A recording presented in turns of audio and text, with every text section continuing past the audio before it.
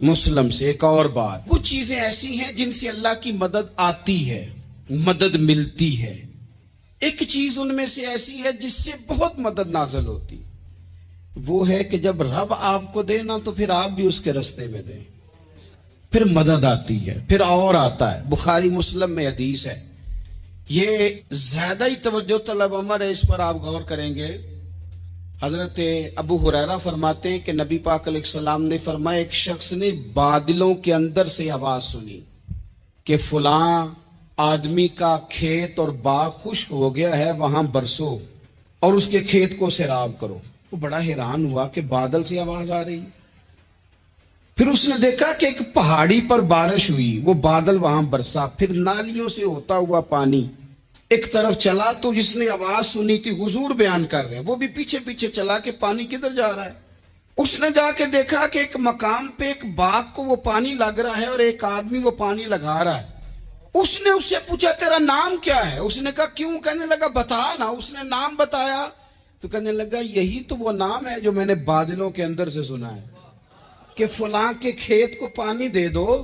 اس نے کہا یار تو کیا عمل کرتا ہے کہ اسپیشل تیرے لیے بارش برسے؟ یہ بخاری پڑھ رہا ہوں، سیاستہ سے حدیث عرض کر رہا ہوں. اس سے پوچھا تو کیا کام کرتا ہے کہ جناب اللہ تبارک و تعالیٰ کا حکم کرم آیا کہ خاص تیرے لیے پانی برسے اور تیرے کھیت کو سیراب کرے. تو اس نے کہا چھوٹا ذمہ دار ہوں، پر جب فصل اگتی ہے تو 3 حصے کرتا ہوں. ایک حصہ اپنے بال بچوں پہ، بہن بھائیوں پہ خرچ کرتا ہوں، ایک حصہ پورا، اور ایک حصہ دوبارہ کاشتکاری پہ لگاتا ہوں، اور تیسرا حصہ خالص میں نے مسکینوں، یتیموں اور غریبوں کے لیے رکھا ہوا ہے. وہ جو تیسرا حصہ اللہ کرے آپ سمجھے، وہ رب کے بندوں پہ تیسرا حصہ خرچ کرتا ہے نا، تو کریم مالک نے فرمایا جہاں سے غریب کا حصہ جاتا ہے وہ کھیت خشک نہیں رہنا چاہیے. وہ جہاں سے مسکین روٹی کھاتے ہیں وہ خشک نہ رہے. جہاں سے یتیموں کو کچھ آتا ہے کہیں اس کی فصل رہ نہ جائے. میں اور آپ بھی اگر اپنے مال میں مسکینوں، یتیموں، غریبوں کے حصے رکھ لیں گے تو فصلیں خشک نہیں رہیں گی. ان کے اندر تازگی آئے گی، نور آئے گا، کرم آئے گا، خاص کر خدا کی رحمت برسے گی. مدد اللہ سے چاہیں، اپنی توجہات کا مرکز رب رسول کی ذات کو بنائیں، پھر آپ محسوس کریں گے کہ بڑی جلدی اللہ تعالیٰ کی مدد آنے لگی ہے. کبھی آپ صرف کہہ دیں نا میرا رب میرے ساتھ ہے، اس لفظ میں اتنی طاقت ہے کہ دشمن ویسے زیر ہو جاتا ہے. زندگی میں کسی سے بھی لڑائی ہو، اچھی طرح سوچ لیں کہ اللہ اس طرف ہے یا اس طرف ہے. اگر آپ زیادتی پہ ہیں تو پھر رب مظلوم کی جانب ہے. اگر اللہ کی مدد آپ کے ساتھ ہے تو دنیا کی کوئی طاقت آپ کو گرا نہیں سکتی. اور اگر آپ مظلوم کے مقابلے میں ظالم بن کے آپ کھڑے ہو گئے ہیں اور آپ نے رویہ وہ اختیار کیا ہے کہ جس میں مدد نہیں آئے گی، تو پھر یاد رکھ لیں کہ آپ کوئی بھی ہیں، کہاں بھی ہیں، آپ کمزور ہیں. طاقتور تھے ابتدائے اسلام میں، ظاہری طاقت تھی کفار مکہ کے پاس. وہ ڈنڈوں سے مارتے تھے غریبوں کو، ان کے ہاتھوں میں ڈنڈے تھے، پر خدائی طاقت ان مظلوموں کے ساتھ تھی. صاحب زرقانی نے لکھا ہے حضرت زنیرہ رضی اللہ تعالیٰ عنہ ایک لونڈی ہیں، غریب ہیں. ماڑے دا کی کام محمد ناس جانا یا رونا، غریب سادی بی بی اور لونڈی کنیزہ، ایک مشرک کی کنیزہ تھی. انہوں نے کلمہ پڑھ لیا. وہ ڈنڈوں سے مارتا، دروں سے مارتا، تکلیف دیتا. حضرت زنیرہ رضی اللہ تعالیٰ عنہ کو اتنا مارا، اتنا مارا. اب آپ ایک اور پہلو پر بھی غور کریں، مار بھی پڑ رہی ہے پر خدا ادھر ہی ہے، اللہ کی مدد ادھر ہی ہے. رب کہتا ہے کہ پہلے تو صبر کرنا، ان اللہ مع الصابرین. تو صبر کرے گا تو پھر رب کی معیت ملے گی. ذرا ٹھہرنا، تو تھوڑا ڈٹنا. ان الذین قالوا ربنا اللہ ثم استقاموا تتنزل علیہم الملائکہ. تو کہے اللہ میرا رب ہے، پھر تو پہلے ڈٹ، پہلے تو نے ڈٹنا ہے. ثم استقاموا، جو ڈٹ گیا، تتنزل علیہم الملائکہ، ڈٹنے والے کے لیے مدد آتی. پہلے تھوڑا ٹھہرنا پڑتا ہے، پہلے تھوڑا صبر کرنا پڑتا ہے، حوصلہ کرنا پڑتا، اس کے بعد مدد آتی. مار پڑ رہی ہے، مارا جا رہا ہے. حضرت زنیرہ کو ان کا مالک جو ہے ظاہری آقا وہ مار رہا ہے. یہ کنیزہ ہے، اتنا مارا ان کی بینائی چلی گئی، نظر آنا بند ہو گیا. ابو جہل آیا اور کہنے لگا زنیرہ دیکھا نا ہمارے بت تیری آنکھیں لے گئے، معاذ اللہ، لات و منات ہمارے بتوں نے تجھے اندھا کر دیا. اب ایسا نہیں ہے کہ بی بی روتی جا رہی ہے، مایوسی معاذ اللہ، پریشانی، غریبی بڑی ہے، پوچھنے والا کوئی نہیں، یہ باتیں نہیں. کیا جملے ہیں خاتون کے، کیا لفظ ہیں. ابو جہل نے تنزیہ کہا معاذ اللہ، کہنے لگا دیکھا نا ہمارے بتوں نے تجھے اندھا کر دیا. تو جناب زنیرہ آنکھوں کی بینائی گئی ہے، رات کو گئی ہے، دکھ ابھی تازہ ہے، لیکن اللہ پہ جو توکل ہے، اپنے مالک سے جو رشتہ ہے وہ اتنا مضبوط ہے، اتنا طاقتور ہے، اس میں اتنی گہرائی ہے کہ حضرت زنیرہ بول کے نا اتنی قوت سے بولی، اتنی طاقت سے بولی کہ پورے کفر پر لرزہ طاری ہو گیا. فرمانے لگی تمہارے بتوں کی کیا اوقات ہے کہ وہ میری بینائی لے جائیں. یہ میری رب کی حکمت کا تقاضا ہے. جب تک اس نے چاہا زنیرہ دیکھتی رہی، اور جب اس نے چاہا زنیرہ کی آنکھوں کی بینائی چلی گئی، اور اگر وہ چاہے گا نا تو بینائی واپس بھی کر دے گا. اگر ہو ذوق یقین پیدا تو کٹ جاتی ہیں زنجیریں، اگر وہ چاہے گا تو بینائی آ بھی جائے گی. حضرت زنیرہ نے رات کو یہ لفظ کہے، ابو جہل اور سارے کفار ڈر کے سن کے چلے گئے. آپ اطمینان سے آ کے بستر پہ سوئی. جب سویرے اٹھی تو اللہ نے آنکھوں کی روشنی واپس کر دی تھی. آنکھوں کی اب چھڑی پکڑی ہے، بازاروں میں گھومتی ہے، کہتی ہیں بلاؤ کدھر ہے تمہارے لات و منات، دیکھو میرے رب نے روشنی واپس کر دی. آ کر میرے ساتھ ادھر آ، ستمگر ہنر آزمائے، تو تیر آزما ہم جگر آزمائے. بیمار لوگوں یاد رکھو، کہہ دیا ڈاکٹر نے کہ تو بڑا بیمار ہے، تو بڑا کمزور ہے، یہ ہو گیا وہ ہو گیا، تو ڈاکٹر اپنے علم کے مطابق بات کر رہا ہے. ہوگا تو وہ جو میرا رب چاہے گا. کمزور ہو جانا، پریشان ہو جانا، تکلیف میں آ جانا، پتہ نہیں بات ہو گئی ہے تو جانے کیا ہو جائے گا. اپنی زندگی کے اندر اپنے رب سے رشتہ مضبوط کریں، رسول کائنات سے رشتہ مضبوط کریں، اللہ والوں سے رشتہ مضبوط کریں. حضرت زنیرہ نے پیغام دیا کہ زندگی میں جو جینا چاہتے ہیں تو وہ رب کا نام لے کے جی سکتے ہیں. جو اپنی زندگی میں خوشیاں دیکھنا چاہتے ہیں تو رسول اللہ کے نام پر خوشیاں دیکھی جا سکتی ہیں. توکل کی بنیاد پر بندہ خوشیاں لے سکتا ہے. اور اگر انسان میں توکل نہیں ہے تو پھر وہ اس کالے جادو سے بھی ڈر رہا ہے، وہ نیلے سے بھی ڈر رہا ہے، وہ پیلے سے بھی ڈر رہا ہے، وہ فلانے سے بھی ڈر رہا ہے، وہ میرے خلاف فلانا رشتہ دار سازش کر رہا ہے تو ڈر رہا ہے، فلانا میرے بارے میں یہ کر رہا ہے تو ڈر رہا ہے، وہ پتہ نہیں دنیا ادھر ہو جائے گی تو کیا ہو جائے گا. اٹھ باندھ کمر کیوں ڈرتا ہے، پھر دیکھ خدا کیا کرتا ہے. تو اس ساری گفتگو کا نچوڑ آپ کو یہ عرض کیا ہے. سب سے پہلے تو یہ کہ میدانوں میں مدد بھی اللہ کی، رزق میں مدد بھی اللہ کی، فصلیں خشک ہوں تو مدد پھر بھی اللہ کرے تو پھر ساری مدد، اور اگر انسان بیمار ہو تو پھر بھی مدد اللہ کی. تو اپنے اللہ کی جانب توجہ کو بڑھائیں، آپ اللہ سے مدد کے سوالی بنیں. ترمذی کی ایک حدیث ہے، میں آپ کو زندگی کا تجربہ بتاتا ہوں کہ جب میں بڑا پریشان ہوتا ہوں تو یہ والی روایت کھول لیتا ہوں، مزہ دیتی ہے. اور اب تعالیٰ نے قرآن مجید میں اس حقیقت کا بیان کیا، فرمایا بل اللہ مولاکم، فرمایا بلکہ اللہ تمہارا مولا ہے. वहुव खैरुन नासिरीन, और वो बेहतरीन मददगार है। वो जो रब तुम्हारा मौला है वो बेहतरीन मददगार है।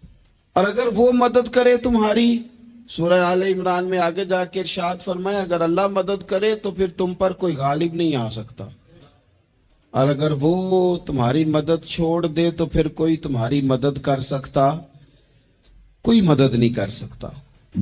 अल्लाह के साथ अपने आप को जोड़े।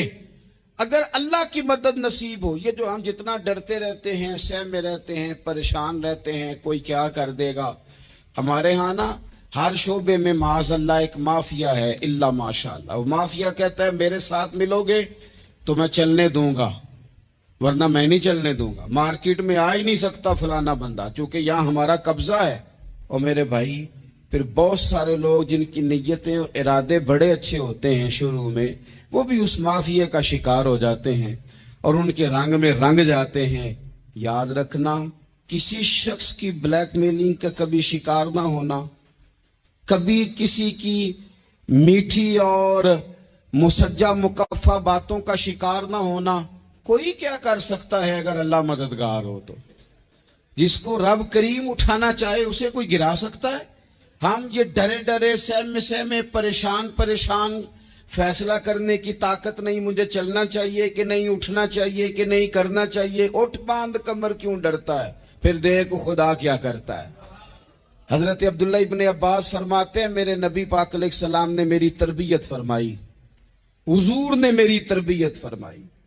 और महबूब पाक अलैहिस्सलाम ने फरमाया, अब्दुल्ला याद रखना, ये नौजवान दोस्त मेरी बात लिख लें, परेशान लोग मेरी बात लिख लें, जिनके पास कुव्वत फैसला नहीं वो इस बात को लिख लें। हजरत अब्दुल्ला इब्ने अब्बास फरमाते हैं, मेरे नबी पाक अलैहिस्सलाम ने मुझसे फरमाया था, अब्दुल्ला सुन, अगर सारी दुनिया मिल के तेरा कोई नफा करना चाहे, कर नहीं सकती जब तक मेरे रब की रजा ना हो। और फरमाया सारी दुनिया मिल के तेरा कुछ बिगाड़ना चाहे तो अब्दुल्ला बिगाड़ नहीं सकती जब तक रब करीम की हिकमत का तकाजा ना हो। लोगों से डरना, लोगों की तरफ देखना, माहौल देख के अपने राह का तयन करना, हर बंदे के ख्यालात के मुताबिक ढलने की कोशिश करना, फलाना ना नाराज हो जाए, फलाना ना नाराज हो जाए, वो जिसने होना हो जाए, बस रब रसूल नाराज ना हो।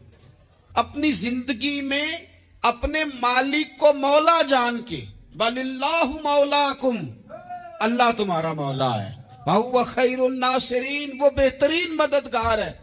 तवज्जो जब भी करे रब की जानिब करे। अपने दिल का किबला दुरुस्त रखें, सोचों के जाविये सीधे रखें। मेरे भाई, मालिक जब बंदोबस्त कर दे ना, जब मालिक बंदोबस्त कर दे, फिर ऐसा बंदोबस्त करता है कि लोगों के पास ना चारा नहीं रहता। हजरत मरियम रदियल्लाहु ताला अन्हा पाकबाज थी, मस्जिद में रही थी, पर मालिक की हिकमत के तकाजे बड़े अजीब है ना। फिर जनाब मरियम को अल्लाह ताला ने बगैर शौहर के औलाद अता कर दी। ये बात ही ऐसी थी। ओ किसी ने कहा था कि मखलूक तो फनकार है इस दर्जा के पल भर में, संगे दरे काबा से भी असनाम तराशे, तुम कौन हो क्या चीज है दागे कबाबी। लोगों ने तो मरियम पे भी इल्जाम तराशे। तो लोगों ने कहा किधर से ले आई बच्चा, तेरा बाप तो ऐसा नहीं था, कहां से ले आई? अल्लाह करे मैं आपको समझा सकूं, जरा अपने आप को वहां खड़ा करें कि एक पाक बाज औरत, पाक बाप की बेटी, तैयब मां की बेटी, और अल्लाह के घर में परवरिश पाने वाली खातून, एक वो वक्त और एक ये वक्त कि उस औरत को कटहरे में खड़ा करके पूछा जा रहा है कि माज़अल्लाह तेरी गोद में बच्चा जायज नहीं है, कहां से लाई है? अब खुद से सफाइयां बंदा कितनी को दे, कितनी को वजाहतें करे। और मैंने तो अपनी जिंदगी में देखा है, ज्यादा वजाहत देने वाले को भी लोग झूठा समझने लग जाते हैं। ज्यादा वजाहत देने पर भी लोग कमजोरी का इजहार समझते हैं कि कमजोर पड़ गया। आप सुलह की कोशिश करते हैं, सामने वाला बुज़दिल समझ लेता है।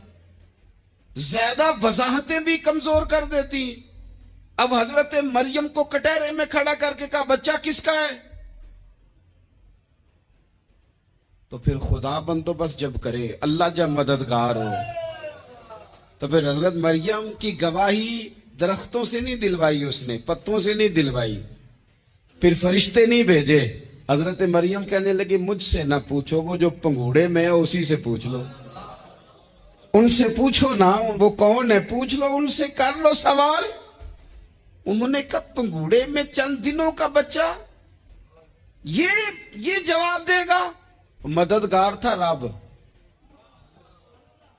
ان کی برات کا اعلان کرنا تھا مالک نے، اور جب مالک اعلان کر دے، جب مالک تیری صفائی دینا چاہے، جب مالک تجھے دنیا کے سامنے نکھارنا چاہے، تو پنگوڑے میں لیٹے حضرت عیسیٰ بول کے کہنے لگے انی عبد اللہ آتانی الکتاب. فرمایا میں اللہ کا بندہ ہوں، رب نے مجھے کتاب عطا کر کے نبی بنا کے دنیا میں بھیجا ہے. میں اللہ کا بندہ ہوں، کتاب لے کے آیا ہوں، نبی بن کے آیا ہوں. پھر پنگوڑے سے اعلان ہو گیا، پھر بچہ بول پڑا. اور یہ ایک دفعہ نہیں بات ہوئی، یہ بنی اسرائیل میں ایک جریج نام کے شخص بھی تھے جو نماز پڑھ رہے تھے. بعض نے لکھا ہے نفل نماز تھی. اماں نے پکارا تو آئے نہیں، تو ماں کے منہ سے نکل گیا تو اتنی دیر تک مرے گا نہیں جب تک کسی بے حیا عورت کا منہ نہ دیکھ لے. تو وہ عبادت گزار تھے، لیکن لوگوں نے ان کی عبادت، ریاضت، پرہیزگاری کو نہیں دیکھا. بس ایک عورت کو بھیج کے الزام لگوا دیا. وہ عورت آیا جایا کرتی تھی، اب آ جاتی ہیں عورتیں، مسئلہ پوچھنے کی نیت سے بھی آ جاتی ہیں. ماحول میں کچھ جگہ ایسی بھی ہیں جہاں عورتیں دم کرانے کے بہانے آ جاتی ہیں. وہ خاتون آتی جاتی تھی اس خانقاہ پہ، آستانے پہ، یہ بخاری میں موجود ہے. پر اس نے کہا میری گود میں جو بچہ ہے یہ انہی کا ہے. مجھے بتائیں کیسے بندہ وضاحت دے؟ حالات خراب ہو گئے، لوگ کٹیا جلانے لگے، ماحول اور طرح کا بن گیا. میرے نبی پاک علیہ الصلوۃ والسلام فرماتے ہیں پھر اس رب کے بندے نے کہا مالک تو کریم ہے، تیری مشیت کا تقاضا آیا جو میری ماں نے جملے بولے تھے، پر اب میں وضاحت دینے کے قابل نہیں رہا، اب تو ہی کرم کرے گا تو دروازہ کھلے گا. تو وہ چند دنوں کا بچہ پنگوڑے میں بول کے کہنے لگا میں اس درویش کا نہیں، میں تو فلانے چرواہے کا بچہ ہوں، وہ جو بکریاں چراتا ہے. رب کی مدد کو پکاریں، اپنے ساتھ اپنے مالک کی مدد کو شامل کریں، تھوڑے رزق پر بھی گزارا اچھا ہونے لگ جائے گا. سارے لوگ آپ کو گرانے کی تدبیریں کر رہے ہوں گے اور مالک آپ کو عزتیں عطا فرما دے گا. اس کی بارگاہ سے حکمت کا تقاضا اور ہو جائے گا. ہم نے ساری زندگی لوگوں کو راضی کرنے میں گزار دی، ساری زندگی بڑھاپا آ گیا بچوں کو پالتے، اور بچوں نے آخری عمر میں کہہ دیا ابا اگر کوئی ڈھب کا کام کر لیتے تو آج ہمارے دن بھی پھر نہ جاتے. ساری زندگی گزار دی بہن بھائیوں کو راضی کرنے میں، ساری زندگی گزار دی ذمہ داریاں اٹھانے میں. ان کو 99 دفعہ دیا، ایک دفعہ نہیں دیا تو انہوں نے کہہ دیا تو نے تو کبھی دیا ہی نہیں، تو تھا ہی نہیں. ساری زندگی محلے داروں، علاقے والوں کو راضی کرنے میں گزار دی. اور میں نے ایسے لوگ بھی دیکھے دین کے لیے وقت گزارا، لیکن جب بڑھاپے میں دانت کام نہ کرتے تھے تو وقت کے مفتیوں کو بھی مسجدوں کی کمیٹیوں نے کہہ دیا اب آپ کی سمجھ نہیں آتی، ہم نے خطیب کو یور رکھنا ہے. نہ دیکھو دنیا کی طرف، دنیا رلا دیتی ہے، نہ راضی کرو بندوں کو، بندے تھکا دیتے ہیں. نہ پیچھے بھاگو ہر وقت دنیا داروں کے، یہ انسان کو کمزور کر دیتے ہیں. وہ تو کریم ہی بڑا ہے، 2 آنسو زمین پر بعد میں گرتے ہیں، بندے کے گناہ سارے پہلے معاف فرما دیتا ہے. اللہ کی مدد کا حصول، اپنے مالک کی مدد کی طرف بڑھنا. آپ کو بدر کی جنگ بھی یہی درس دے گی، آپ کو احد کا میدان بھی یہی سبق دے گا، فتح مکہ بھی یہی سبق دے گا. میرے دوستو جب رب مدد فرمائے، جب اللہ مددگار بنے. دوستوں سے ایک بات اکثر کرتا ہوں، میں کہتا ہوں کہ جتنے درد سے آپ امیر کو اپنی کہانی سناتے ہیں نا، اور جس طرح آپ کے آنسو بات کرنے سے پہلے گر جاتے ہیں کہ غریب ہیں، بچیاں ہیں، کاروبار نہیں، او میرے سنگیو، اس سے آدھے آنسو اپنے رب کی بارگاہ میں بکھیرو، اس کے حضور عرض گزار ہو جاؤ، اس سے طلب کرو۔ ایک وقت انسان پر زندگی میں ایسا آتا ہے کہ اسے یوں محسوس ہوتا ہے کہ میرا سایہ بھی ذرا سا پیچھے ہٹ گیا ہے، اسے یوں لگتا ہے کہ میں کسی سہارے پہ ہاتھ ڈالتا ہوں تو وہ بھاگ جاتا ہے مجھ سے۔ لیکن مالک کی بارگاہ ایسی عظیم بارگاہ ہے، رب رسول کے آستانے اتنے بڑے ہیں کہ آپ جب وہاں کشکول طلب دراز کرتے ہیں تو جھولی پھیلانے میں دیر لگتی ہے، ان کو بھرنے میں تو کوئی دیر نہیں لگتی۔ ہم نے اپنا سوچ کا قبلہ ہی دنیا کو بنا لیا ہے۔ یہ جو اللہ والوں کی مدد ہے یہ تو ہے نہیں، اللہ ہی کی مدد ہے، لیکن یہ جو سیٹھوں کی طرف توجہ کرنا، نوابوں کی طرف توجہ کرنا، دنیا داروں کی طرف توجہ کرنا اور اپنا مزاج اس طرح کا بنا لینا، یارو گردن کو جھکا دیتا ہے خیرات کا پتھر، جہاں میں مانگنے والوں کے سر کبھی اونچے نہیں ہوتے۔ اور اقبال کہتے ہیں غیرت ہے بڑی چیز جہانے تگ و دو میں، پہناتی ہے یہ فقر کو تاج سردارا۔ میں عرض کروں گا کہ اپنی آپ جب توجہ کا قبلہ اللہ رسول کو بنائیں گے تو رب فرماتے وَيَرْزُقْهُ مِنْ حَيْثُ لَا يَحْتَسِبُ، میں نہ تجھے وہاں سے رزق دوں گا جہاں سے کبھی تیرا گمان بھی نہیں گیا ہوگا، یہاں سے بھی مل سکتا ہے، تو نے سوچا بھی نہیں ہوگا۔ بخاری شریف میں حدیث ہے، حضرت جابر ابن عبداللہ فرماتے ہیں نبی پاک صلی اللہ علیہ وسلم نے 300 لوگوں کا ایک لشکر روانہ کیا کسی مہم کے لیے، کسی جہاد کے لیے۔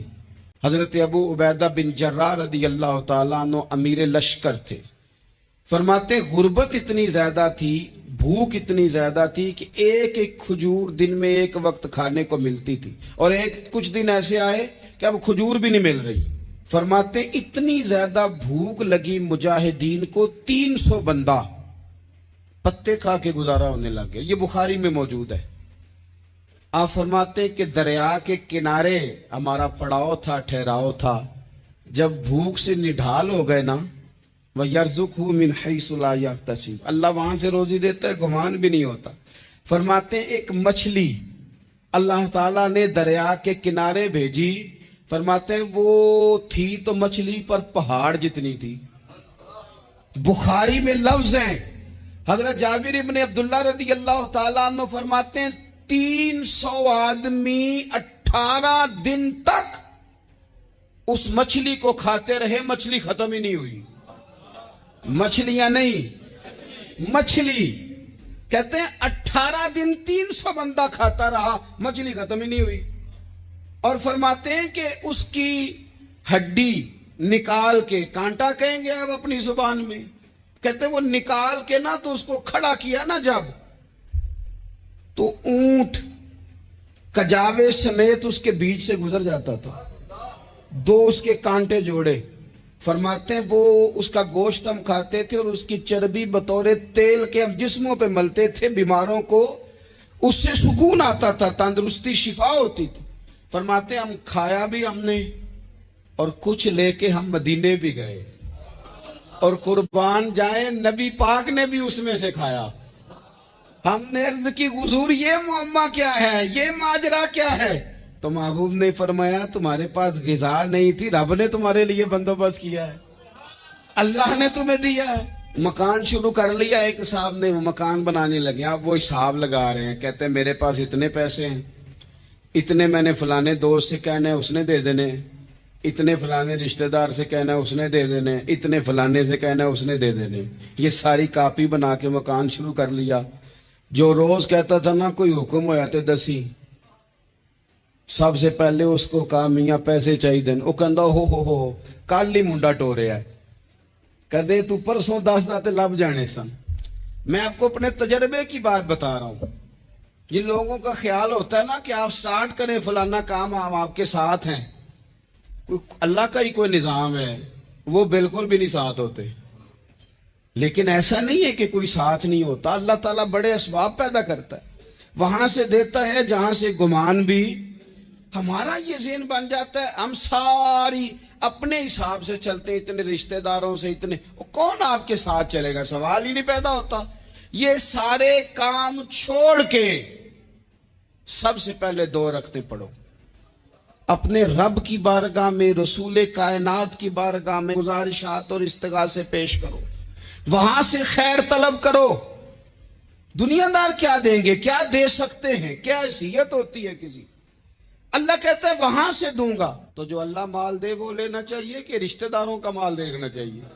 جو اللہ دے وہ لینا چاہیے کہ سیٹھوں نوابوں کی جیبیں دیکھنی چاہیے؟ جو اللہ دے وہ قبول کرنا چاہیے یا دیکھنا چاہیے کون سا آدمی کہاں پہنچ گیا؟ چھوڑو، اپنی مٹی پہ چلنے کا سلیقہ سیکھو.